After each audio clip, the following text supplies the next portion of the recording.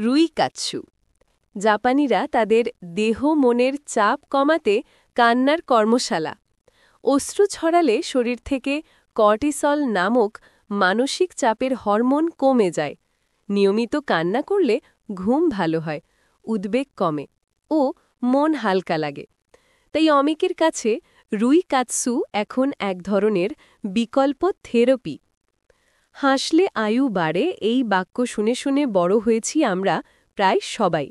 আর তাই জীবনের সমস্ত চাপ, দুঃখ, কষ্ট, যন্ত্রণা এক পাশে রেখে আমরা ভালো থাকার অভিনয় করি। নিজেকে ও অন্যকে বলি, মেনে নাও, এগিয়ে চলো। এগিয়ে চলার নামই জীবন। তবে এক্ষেত্রেও ব্যতিক্রম জাপান। হাসি হাসি মুখে দুঃখ চেপে রাখা মানুষদের জাপানিরা বলছে, তিষ্ট ক্ষণকাল, একটু কাঁদো, কেঁদে নাও, মন হালকা হবে। জাপানিরা কেঁদে ভালো থাকার এই পদ্ধতির নাম দিয়েছে রুইকাৎসু। রুই শব্দের অর্থ অশ্রু, আর কাৎসু মানে কার্যক্রম।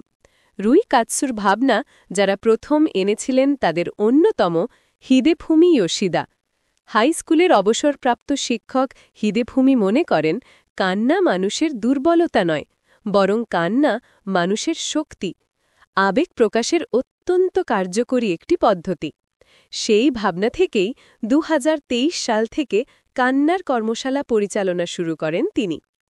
কর্মশালায় মানুষ একসঙ্গে বসে আবেগঘন সিনেমা দেখে, পুরনো চিঠি পড়ে বা গল্প শোনে, যাতে সবার চোখে জল আসে।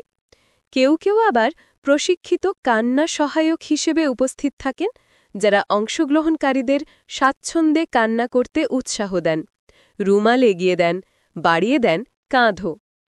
জাপানি বিশেষজ্ঞদের মতে অশ্রু ঝরালে শরীর থেকে কর্টিসল নামক মানসিক চাপের হরমোন কমে যায়। নিয়মিত কান্না করলে ঘুম ভালো হয়, উদ্বেগ কমে ও মন হালকা লাগে। তাই অনেকের কাছে রুইকাৎসু এখন এক ধরনের বিকল্প থেরাপি। জাপানের কর্মসংস্কৃতি অত্যন্ত কঠোর।